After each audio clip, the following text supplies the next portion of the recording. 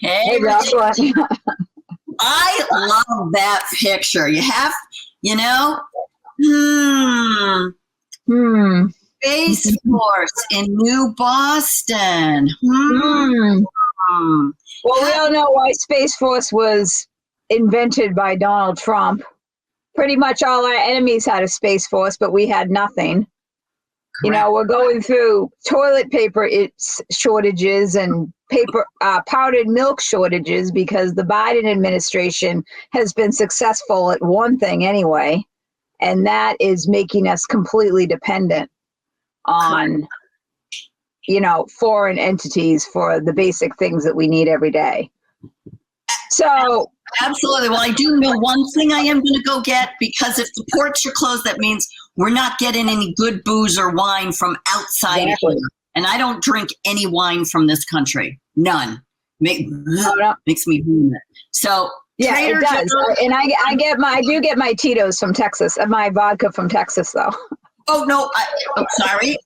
I agree. Yes. So, but yeah, no. And to be honest with you, what you said, like not like stockpiling, like some of these people are going to do, but what you talked about doing, I've been doing for the past, ever since Biden got put in there. You know, stay a little bit ahead just in case shit hits the fan. You know, you can't get anything for a week, 2 weeks.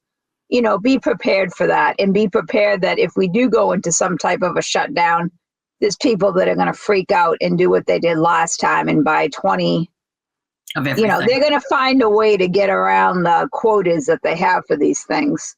You know, they'll pay off like they do with everything else. But yeah, the UN was here last week, and I want to show everyone something real quick. Now, this was published by John Birch at least a few years ago, top 10 reasons that we should pull out of the UN. And if you read this brochure, number 1, the US and UN systems of government are incompatible. The UN seeks to disarm Americans. The UN lawlessly meddles in its members' domestic affairs. So anyone that is a supporter of the UN, I would highly advise that they reach out to John Birch and they've been working on this since, you know, ever since the UN came around. And that is a direct threat. And Trump is a direct threat to their agenda. Correct. Which is exactly why everyone, you know, including a lot of the Republicans in New Hampshire, even though they say, oh, they support Trump, you know, between now and the election. Well, no, they don't, because they walked away in 2020, and I see them walking away again in 2024. God forbid we don't put Trump back in office. We don't, you know, all the ones that said they put Trump back in office, they're going. They don't put Trump back in office, I'm going, because I don't want to be near any of these nutcases. Right. The problem is, though, I think the world's going to be gone. There's not going to be very many places to go to. If that happens, yeah. I agree. We're better off going to the mountains in New Hampshire, blocking the road off and not letting anyone come through. we need to put like those make it into a fort with the walls around it, with the fencing around it, and then put up the big sentry at the front, and you've got your machine gun there for anybody that dares to come down the road. Right. You know? So what is the good news? You were telling me that you were looking, that there was a certified letter in the mail from the Department of Justice of New Hampshire. So did that come? It did. And what happened was I was away. I was out of state last week, and the certified, you know, message came to me, and I wasn't able to get it till Monday. So I picked it up yesterday, and this was in regard to a civil complaint that I filed with the Civil Rights Division of the Attorney General's office regarding New Hampshire and the town selectmen in Hampton, you know, using voting machines, you know, unlawfully, because they never asked us if we wanted to use them. So they responded, and they stated that, you know, they weren't considering this a civil rights violation. Okay, no surprise, right? Yeah, but wait a minute. I know why. Wait a minute. Let me answer. Me. Pick me. Okay. Because if you're all injured equally, no foul, no harm. So therefore, it doesn't count. Well, that could be what they're saying. They said they forwarded it to the election division of the DOJ, which we already know what they're going to say about it based on what's going through. But in the letter, see what happens is, and I believe this is what happened when they were filing all the lawsuits against the 2020 stolen election. Mm-hmm. They, the court would say, well, this doesn't have standing because so-and-so. Well, every time, even though you feel like you're butting your head against the wall or you lost the bat, you might have lost the battle, but did you lose the war? Because the more you get them to respond and give you information, then that makes you realize how you have to sort of cater to them so that you can get what you want. Because in the letter, they state the Civil Rights Unit at the New Hampshire Department of Justice enforces 2 civil statutes. One is the New Hampshire Law Against Discrimination. Now, what's particularly interesting about this, it references familiar status, like family status, only in housing. Now, there is a proposal, and it was put on the Hampton ballot. I don't know about other towns in New Hampshire, but it was a zoning amendment to redefine family. No, I don't remember that. No. Well, I don't know if you had it, but Hampton had it. And of course, Hampton passes it because the voters don't understand what they're voting. And they refuse sometimes to listen to me when I'm like, if you're unsure of something, we should just vote no. Because why change? If we can't enforce our current zoning, which we have a problem doing in this town, then why on earth would we change it? And, if you like the Constitution, why would we amend the Constitution before we follow it to what it is? Same Correct. type of reasoning.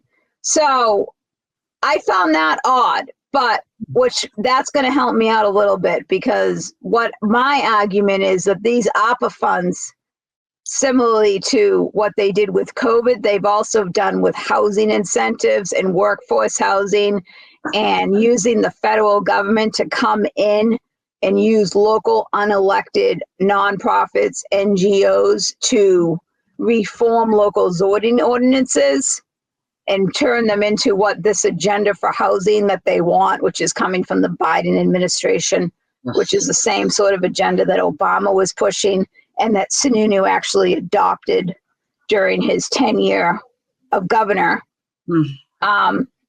So that's going to be useful to me. And the second part is the Civil Rights Act, which prohibits one person, which means anyone, from interfering with the rights of another person through actual or threatened physical violence. Okay, that makes sense. Property damage or property trespass.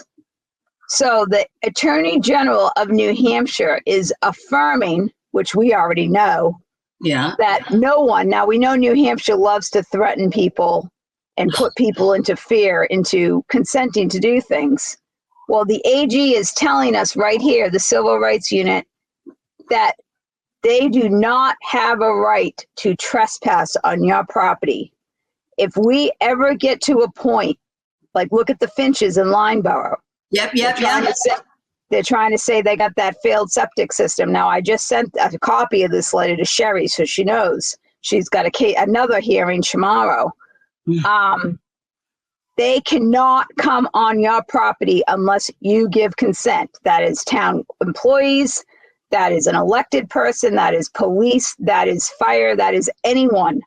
And the people that can be intimidated by this, please, they need to know that they have property rights and no one can force them to do something on their property that they do not want. We already knew this, Jocelyn, but this letter from the AG is affirming it.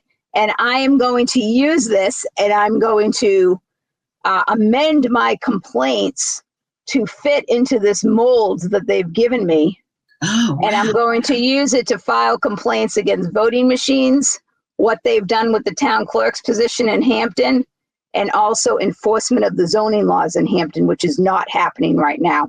Perfect. So that's what I'm working on, and it's gonna like use what Dan's doing, use what a lot of people in the state have already done, but I'm catering it specifically to Hampton because, like I've been saying for 5, 6, 7 years, when we were having the committees of safety assemblies, if we don't stand up locally, it's not going to go anywhere. Correct.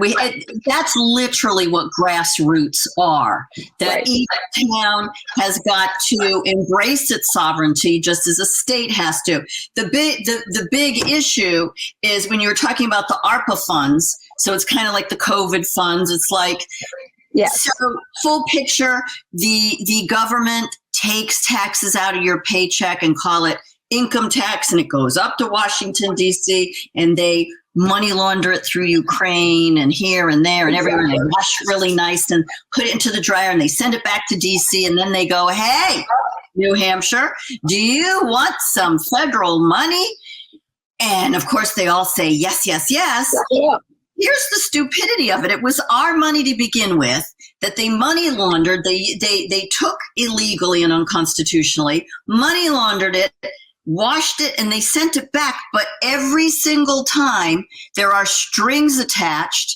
And when all is said and done, if they accept it, which they all do, because it's free money, here's the two parts. They accept it. In our state, it's the executive, what do you call them? Branch. The council, thank you. And the governor, who, from June to December, they all meet up at the Capitol and they make decisions about this money, which they're actually not allowed to. It's the legislature that's supposed to. Right. So they take it, but the strings attached are, you will do this, you will do that, you will do this, you will do that, whenever, wherever, and however we say. And you can't say, well, no, we don't agree to that because you took the money and then you just enslaved every single one of the taxpayers.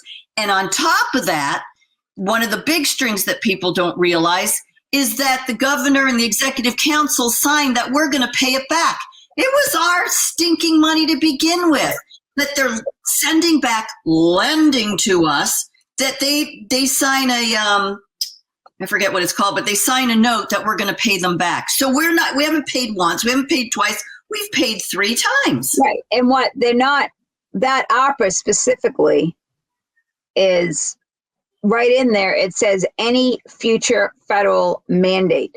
So it could be 4 years from now. And by taking that money, we are agreeing to comply with that mandate. Now, the only way that you're going to be effective at stopping it from happening in your town at the point where right now, like Hampton, we accepted, I abstained. It was about 1.8 million, I think, in ARPA to the town of Hampton.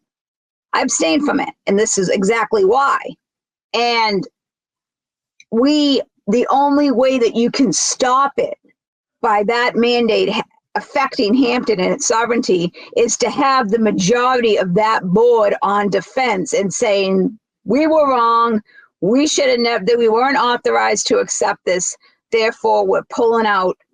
Whether we have to give the money back, oh well, we'll find the money. We find it for everything else.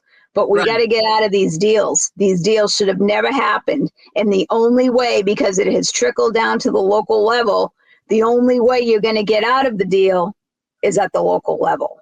Correct. The selectmen and the counselors have to, as a board and as a council, undo what they have already done.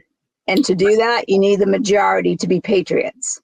Yep. And the problem is that we have the majorities are not showing up for the deliberatives and making their voices known. And the reason, and I'm not making excuses because I look at everybody and say, there is no excuse, get off your ass and do your civic duty. And if you're not going to, don't vote at all, shut up and let the rest of us vote and do what you're unwilling to do.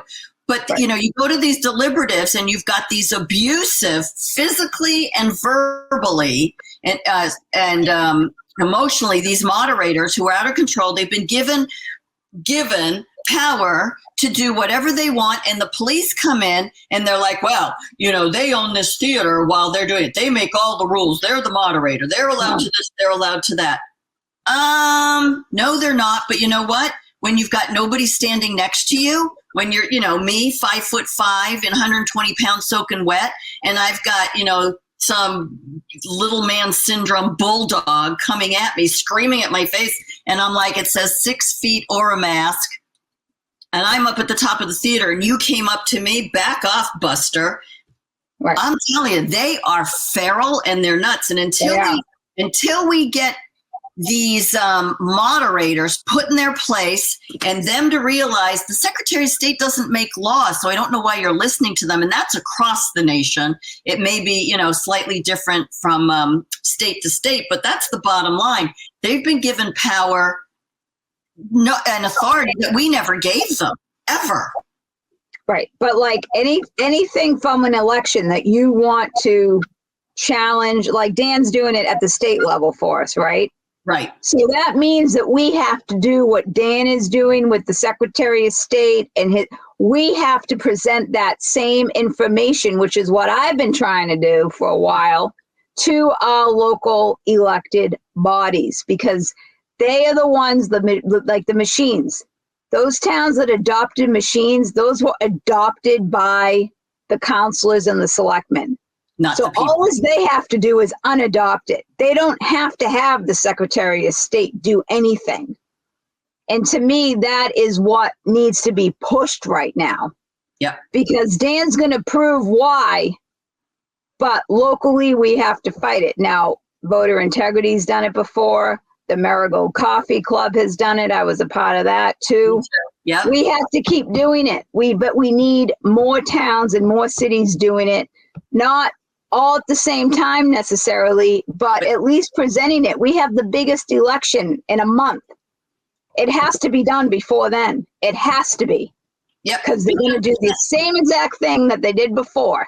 Well, here's the thing, when you talk about discrimination, may not be the word, but I'm going to use it because I think it's appropriate. It may be the incorrect legal term.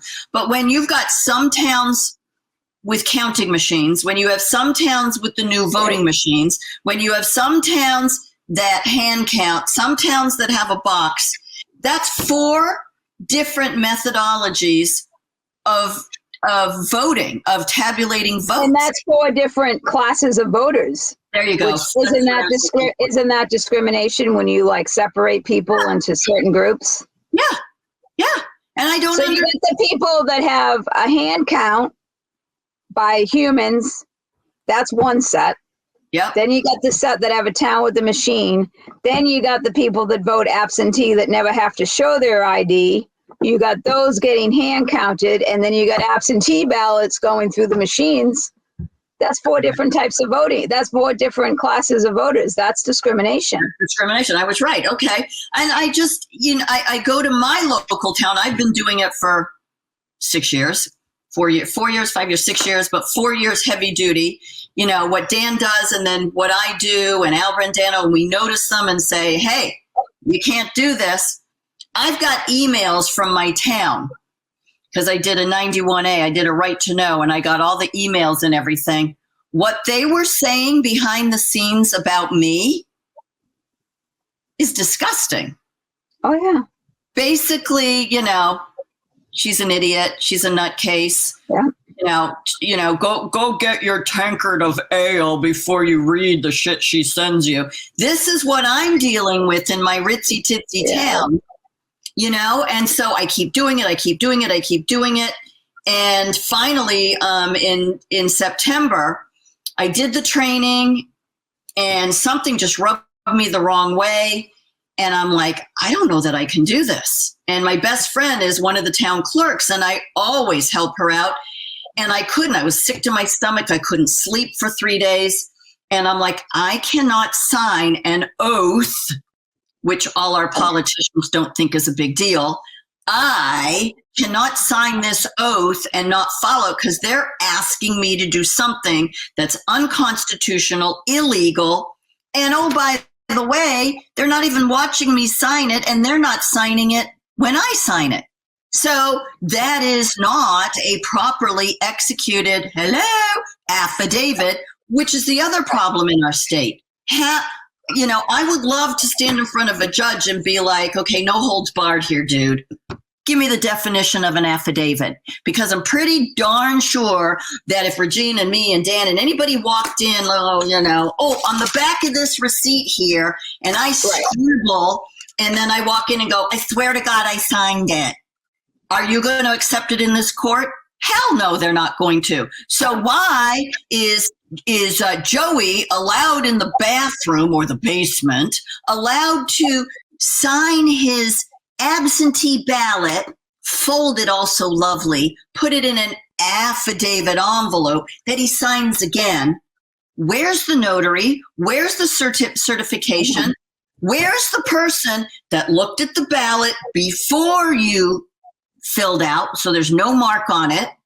Right. You fill it out in quiet. They don't watch you, but they can see you doing it. And then you come back and you sign in front of them and they stamp it, they certify it. Yep, they signed it. Yep, that's that person. There's another type of voter. Right. No ID. So we got an ID problem. We got a discrimination problem. We've got another kind of ballot. How many different ballots? Oh, we got affidavit ballots for the people that moved here from another country or another state, and they don't have a license, and they don't have I just sent you the lawsuit in your email. They don't have a birth certificate. Yeah, so the Democrats are arguing the same thing that we've been arguing. Yeah.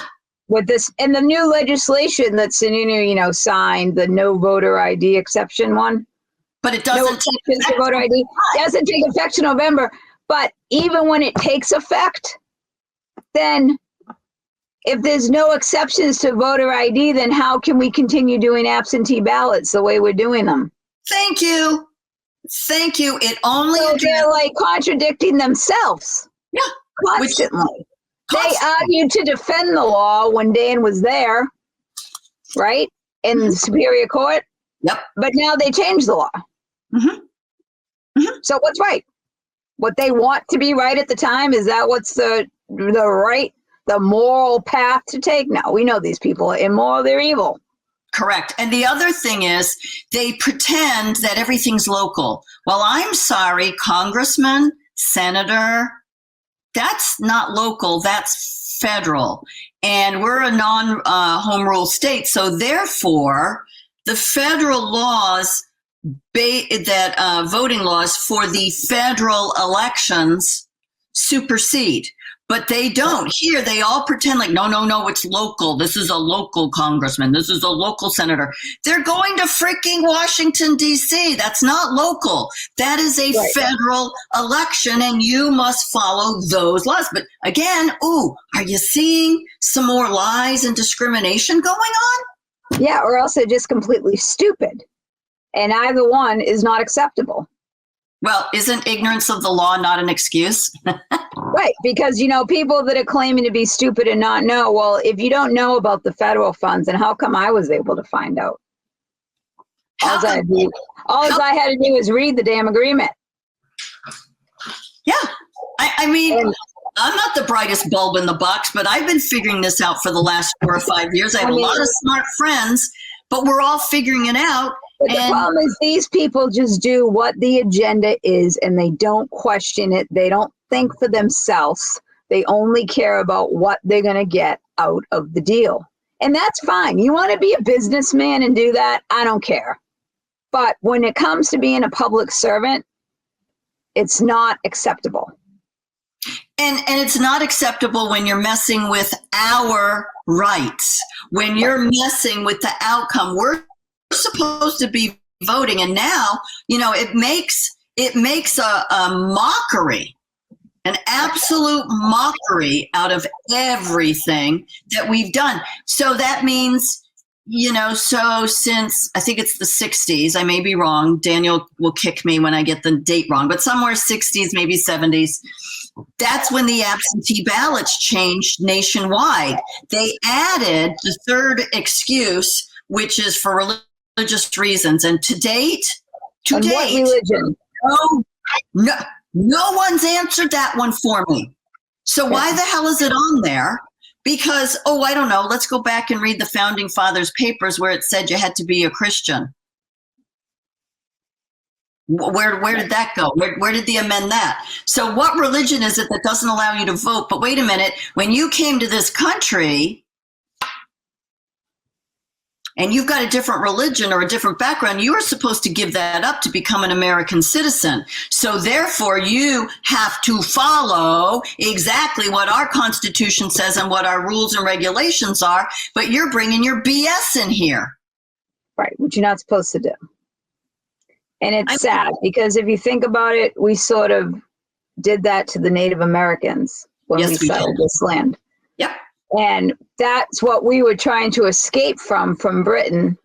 Mm-hmm. But then to come here and do the same thing, it just goes to show you that any type of government is usually too much. Correct. And it should be minimal, especially at the federal and state level. You have your government locally, where you have your local affairs that you have to take care of, your roads, your water, air, all that stuff. Other than that, it should be minimal. It is. There's three reasons. Made everything else up. Yep. There's only 3 reasons for taxes and for having a government, and that's defense, trade, and infrastructure. That's it. Nothing else. But they've expanded those into these like absolute bizarro world, we've got to cover this and cover that and cover this and cover that. No, right. We don't. And, Washington, D.C., if you listen to, there's a lot of people out there talking different podcasts and stuff like that. And some of them, know what they're talking about, and other ones, yeah, I know, guys, I can't do 2 things at the same. I'm going to do it right on the outro. Thanks, Chris. What was I saying? I lost my train of thought. Sorry. What was I saying, Regina? Just about how we were talking about, jeez. I started reading the chat, sorry, but about how, I don't even know, but the bottom line is these people, they're not doing their jobs. Correct. And they need to be held accountable to that. And that is by any means necessary, hopefully by a peaceful means. But the only way we're going to be able to do it peacefully is we start taking ourselves back to the Constitution, which federally is what Trump did in his first term, started to do anyway. Every executive order he did was a constitutional one, as it was taking us back closer to the Republic. Right. So when they're talking back to the Constitution, which is where I was going, Washington, D.C. is a swamp. It's a foreign territory. Right. And, they're all working in there and doing all this administrative law. It has nothing to do with us, but we've got too many people that are afraid, too many people that don't want to rock the boat, too many people, oh, that's okay. You can cut the wiener off of my son. Oh, it's okay. You can cut the breasts off of my daughter. Whatever they want to be, whatever they feel.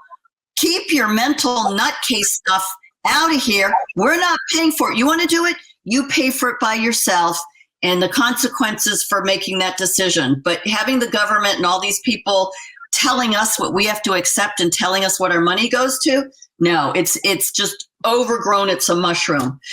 But on that note, I'm going to say thank you, because I want to shut this down so everybody can get ready for the debate. And don't be afraid to join us on the chat on Spaces on X, and I'm going to send it right to Sweets during the outro so she can throw it up in the chat, and we can all have a discussion afterwards and listen to what absolute insanity is going to go on tonight and have a good laugh, and actually be able to see how good Vance is. I think he's going to be pretty kick-ass. Personally, that's what I think. Yeah. All right, my dear. All right. We'll talk some more offline, and we'll talk about this case and maybe meet up next Thursday, see what Concord's all about. All right. Bye-bye. Thank you for the debate. See you next time.